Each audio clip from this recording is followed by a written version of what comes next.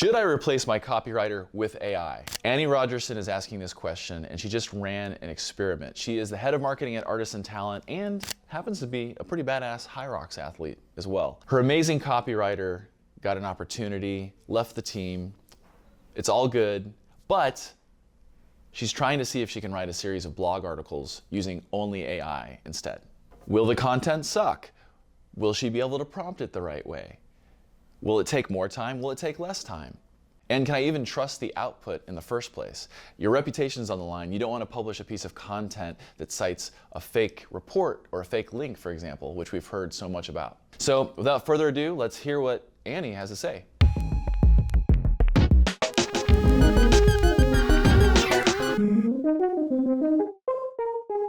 We've got Annie from Artisan. Welcome, Annie. Hi, thank you. Thanks for being here. Well, so you are doing something very interesting. You're replacing a copywriter with AI. Or we're trying to, at least. We'll see how it goes. Seeing how it goes, right? Not trying to replace, but really test whether these AI platforms actually even can produce content that our audience respects, that we feel comfortable publishing and putting out there. So yeah, it's been an interesting journey so far. Yeah, and I should say your goal wasn't to replace a person. You just happen to have this gap that you needed to fill, right? Exactly. For some background, my copywriter for about 4 years, unfortunately, wanted to move full time. So that we loved her. We're happy for her career change. But we were in between people while I interviewed. So what we decided to do was test out whether some of these platforms, ChatGPT specifically, actually could even produce something that we were comfortable with. Ultimately, we decided to really give it tons of prompts and really invest, see how much time it would take. And we have published a couple things now. So it's been an interesting journey. And what was your experience with AI before this? Had you used it much? Yeah, so I've been using AI for about pretty regularly, basically every day in some capacity for about a year. So not as much as some people, but definitely more than others. I was familiar with prompting. I understood a little bit about the engineering. I definitely wasn't an expert by any means, and I didn't have an understanding or a trust level with it yet. I used it more for SEO and to fill in some gaps in my own research than to actually produce content or produce first drafts. So it was a really interesting shift between I was giving it content and then having it edit versus producing for the first time. Yeah. Well, this is a really cool experiment. I guess what was the specific job that you were having this AI tackle? Absolutely. Yeah. So it was taking over our blog that we've been doing. Okay. It's been around, we've been doing it since 2013, I think. So it's been something we've kind of relied on for a lot of our SEO and to drive some of even some of the PR elements of being a staffing agency, really help people understand some, what it's like to be a recruiter, what we're looking for from them, but also help our clients hire as well. So this person had been writing for our blog, like I said, for about 4 years and had really gotten deep into it. Unfortunately, I did feel like we weren't staying as modern maybe as we could.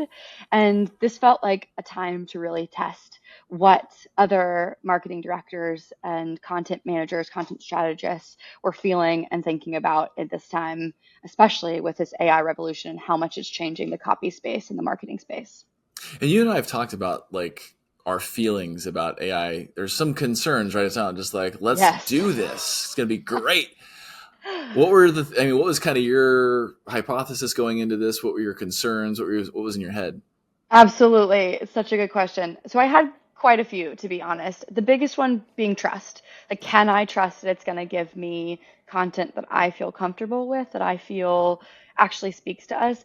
But also, even deeper than that is this real content? Is it hallucinating or is it lying to me? Is there a difference between those two things? Right. And then the next concern I had pretty quickly was is the content going to be good? Is it reliable? Does it fit our brand guidelines? And then even a larger one is what's the environmental impact that it has on the market?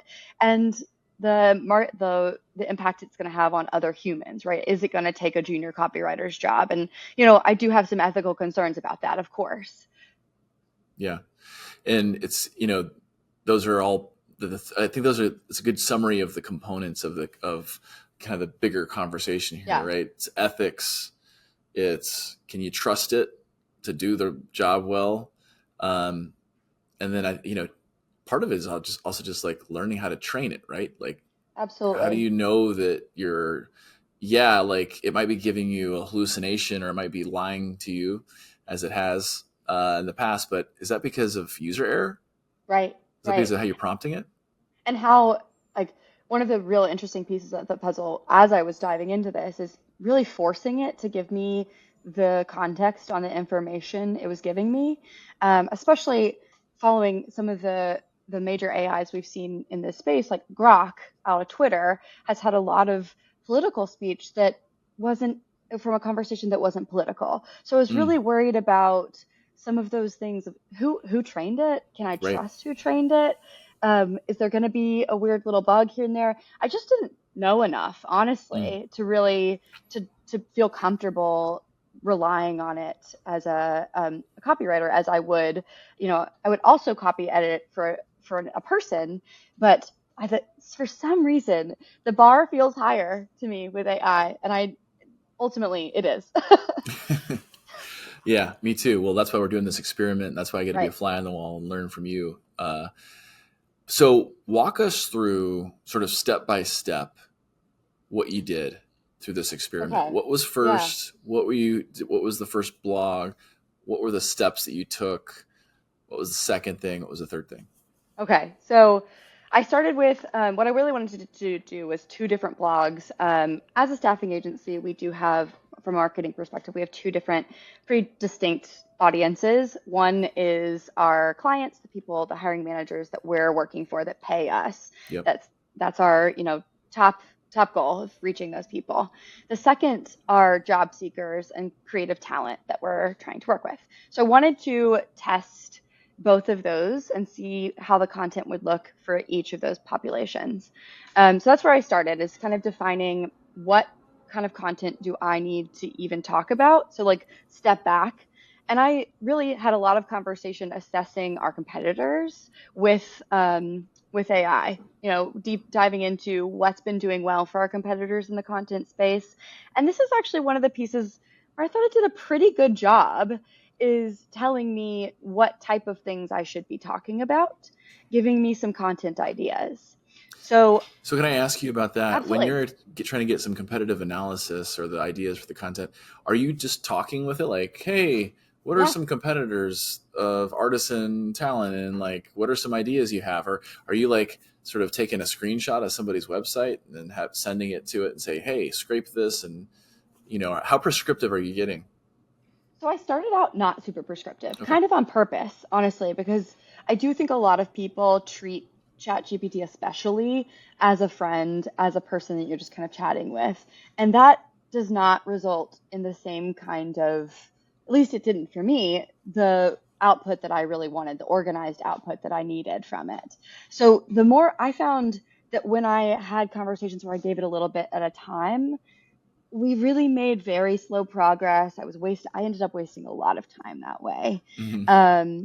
When I gave it a much more detailed prompt, when I said, hey, go check out competitor X, competitor Y, and competitor Z, that I really like what they're doing, I quickly found it still had some holes. Like, Okay.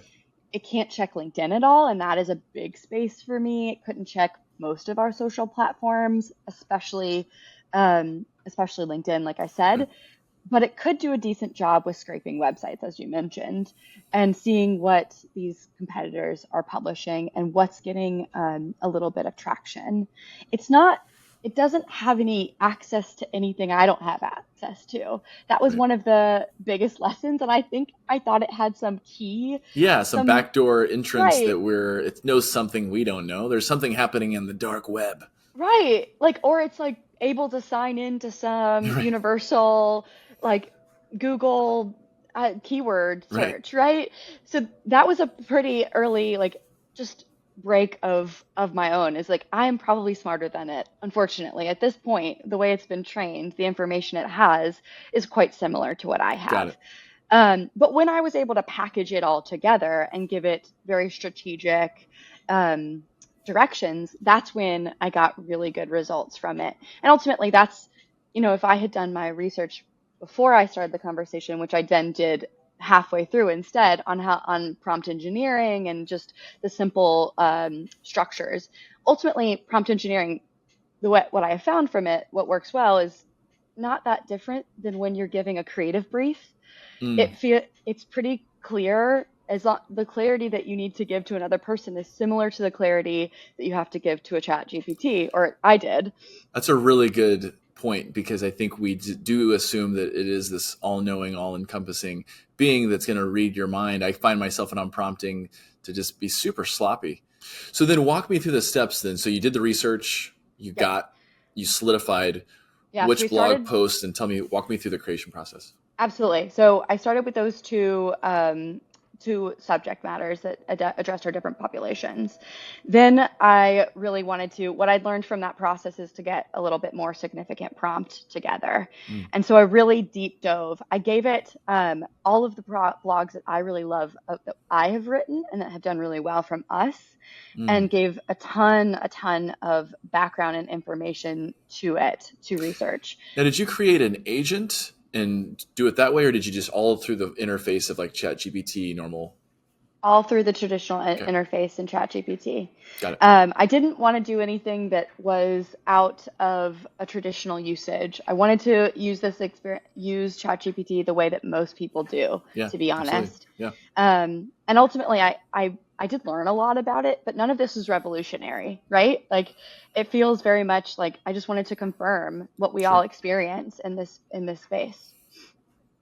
So from there, I gave this massive prompt with tons of examples, a lot of information about what I wanted to do, but then also where we wanted to move forward. And I did think it did pretty well of taking my points of, okay, we like this about our existing blogs, but I also want to add a little bit of this. Can Mm. you find me examples of who does this well, of who doesn't do this well, of what's doing well on the internet, and what gets kind of traction in this space? That was some research that was faster than I could do myself, and was helpful to do, honestly. Absolutely. So you got some good insights. You did the research. Walk me through step by step. Imagine we're watching you in Yeah. action. Imagine the camera's watching you. What am I seeing as you're Okay. going through this process? Yeah. So I had the first step, I had it do an outline, which I don't normally do with a copywriter, but I was like, again, it comes back to that trust issue. I just wanted to see, is it going to pull content that I like? I didn't want to write the first draft for it. I didn't want to write any of it for it. See what it come up with. And the first blog I did was how to build a team without getting burnt out, how to build a creative team without getting burnt out. Mm. And some of the suggestions it came up with without my prompting were not what the suggestions we would give our clients, What's an example? unfortunately. Oh, like it mentioned at one point firing existing people. And that is not, while that may be a part of some people's strategies for not burning out, that was not the goal of this Right. content. And it was a little harsh, honestly. It just Yeah. wasn't It's like read the room, AI. right. It wasn't very human Yeah. focused, which, what a surprise. The environment is a major concern of mine. Right. Obviously, the uses of our resources is deeply important for all of us moving forward, no matter what space we're in. So how many on the first blog post did you by any chance measure how long it took you to have between you and AI to write it? That's a great question. I It was easily over 2 full work days to write Two a single workdays, blog. like we're talking like Yep, over 16 hours. over 16 hours Wow. And how for many me to words? like 800, not Okay. long. Yeah. So, so how long does it usually take somebody to write a blog post? We have like 5 hours normally for one Okay. of our copywriters. So, Got it. and the first blog that I published in this series was written 100% by me. I wrote in 4. So this was significantly longer of a process. To give some clarity on that 2 full work days number, that 16 hours time frame, is I did really push it on every fact it presented to me. If Mm. it came up with a fact, I wanted it to give a source, and I pushed and pushed and pushed. A couple times it made up links, like fully hallucinated Made up links links. even? Like you click Yes. on the link and it didn't take you anywhere, or like Yes. the really Yes. That interesting. happened. I asked it specifically to add some backlinks within our own blog to talk about things we've already talked about. And every single one of them, all, I believe there were about 10 backlinks, were fake. Wow, that's a lot of Yeah, fake links. Okay, absolutely. It got it. also made up an entire study that we did, That Artisan and did. that Artisan Talent did a study. It made it up. It made up a statistic from Artisan Talent. You know what I really And love about AI? It's just so creative. it's so creative. You know, it's like The I wouldn't even think to audacity. do that. Okay, so it made up Absolutely. a lot. So it made up anything else. It made up a whole study. It made up statistics. It made up links. Those are new. I've never heard of that happening yet. I had heard of something similar happening specifically in the legal space of certain briefs being filed with made up cases. So Okay, I had some context that that was something I needed to pay sure. attention to. I didn't anticipate that it would do it for my own company. It became much easier. It was much easier to catch when it was made up from my own company. It's Yeah, much harder to catch if it's a made up from someone else. like, I don't remember doing that, but Right. maybe I did. Okay, so you caught a lot of hallucinations. What else? I did catch a lot of hallucinations. There were a couple times where I felt like the output was very fragmented, and it really didn't take what I said in at all seriously. Okay, Even when I gave it very direct, very direct, straightforward prompts, it was like, please never use an M dash because everyone thinks an M dash is an example of AI. I right. was like, okay, well, let's take that out if that's what people are going to think. Even though I'm a pro M dash person, I would still find M dashes later throughout. Yeah, for sure. So then, this is all in the first blog post. This is all in Did the first blog post. anything change as you wrote blog post number 2 and then number 3? Yes, I was better in the second process. I gave it a much better prompt. I was much more organized. I was much more prepared. I had learned a lot. Still took me a full workday for a blog I was confident in. 8 hours roughly. I probably a little bit more because I Okay. started in the process with the first one. I would say it was 16 hours for the first blog and about 10 for the second. Okay. And the content was much better the second time Okay. around. The It output, the was, final output, like blog number 2 was better than blog number 1. at least according to our audience, like Okay. early numbers, the click rates are much higher. Um, I do think, like I said, the fact that I was able to give it, I think I gave it 10 blogs that we have written as a company. That amount of content I was able to train it with was much more productive Right. than the first time around. Unfortunately, I just do think it does better when the content is simpler and the content is more available on the internet. Yeah, which makes sense. Which Absolutely. makes it really hard to differentiate your content Absolutely. if you're just kind of pulling from content that already exists, which is kind of what AI is, right? Exactly. Exactly. It's a when once you reflect on that, it makes a lot of sense Yeah. that and ultimately that's probably true for copywriters to some extent. Ones that aren't going out there and really digging deep into interviews or trying to understand what a company does. If they're doing it from a surface level, I can see something similar happening. So one of my big takeaways here is, yeah, AI might kind of replace a copywriter who doesn't deep dive. It is Mm. not going to replace someone who's really going to try to understand your business, understand the nuances of the difference between your the concerns that your clients or audiences have. So I'm currently working on Okay. blog 3, and this one is going to be written by myself and edited by ChatGPT. So it's a Oh, little bit of a interesting. different way around. What I did with ChatGPT in the beginning of this process, so this one is going to be my reflections and some of my takeaways on what it was like, some of the summary of what we're talking about now in order to really put something out there that people can learn from. I've initially just fed it all of my notes throughout this process and see what it would take and see what do you think my takeaways are from this process actually. And that it did very well. So what did it say? What are your takeaways from this process? We'll read the blog Yeah, post for the full. it gave me a pretty easy takeaway of what it did well. Okay. Um, and I think I agree with it. It helped me get unstuck. It kept me going through this process. It actually helped me organize some of my messier thoughts through this process. It really struggled with 3 things: the nuance, the specificity, and my audience expectations really struggled with. So, and then it took just a lot more time than I'm willing to give to a blog post ultimately. While this is obviously a valuable part of my business and a valuable part of my marketing, it is not my only one, and there is a lot of other things I need to be spending my time on. So I guess the answer is, did AI earn the job of replacing your previous copywriter? Not yet. How will you use it going forward? Will you use it going forward? I definitely will. Okay. Absolutely.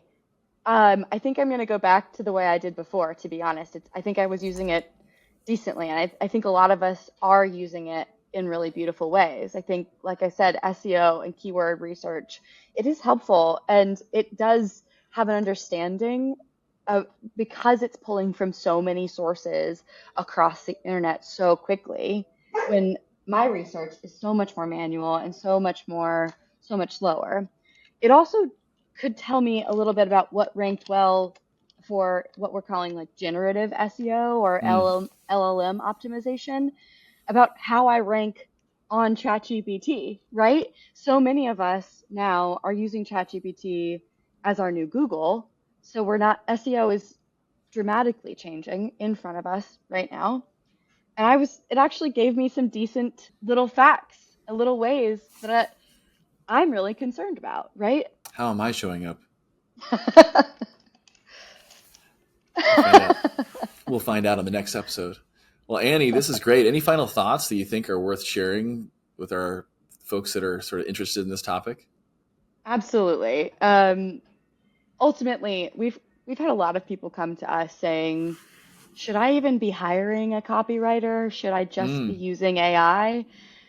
More than I want to admit. And the answer to that question is still unequivocally no, not yet. Um, I hope that the answer will always be no, because people add a value to your team that is larger than just content. It is bigger. The culture of your organization is worth more to you than just the SEO rankings. I I love that hope. because the thing is, like, I'm not trying to get rid of people here. I like people and I want to be around them. Like, Right. culture is in, and culture, beats strategy any day of the week in terms of business Absolutely. success. So, yeah, there's a bigger picture here for the people who are just saying it's going to save you all this money and it's going to replace all these people. Isn't that great? You're kind of missing the point. So while I can't understate its impact on this market, and it's clearly so many companies have already laid people off, but most of those companies are bringing people back already. That's the big Mm, takeaway. And I am hiring copywriters. I just hired 2, actually. So there you bringing on go. people. There you go, right there. Well, I love that because you have a very unique perspective in terms of the fact that you're right there in line of sight of you guys are hiring people, so you know if Right. hiring is going up or down. Did when they let people go, are they bringing them back? So perfect evidence there. And this is a nuanced conversation, and I It think is. people try to make it really black and white way too often. I encourage anyone who is wary of AI or excited about AI to really understand. the way that prompting works, the way it's pulling information. Um, and my biggest takeaway is please ask AI where it's coming up with a fact. Right. Ask for a source. Cite your sources. Be a good journalist. Exactly. Do what you do when you're not using AI. Well, Annie, I love it. Thank you so much for sharing your story. Of course. Of course. Thank you.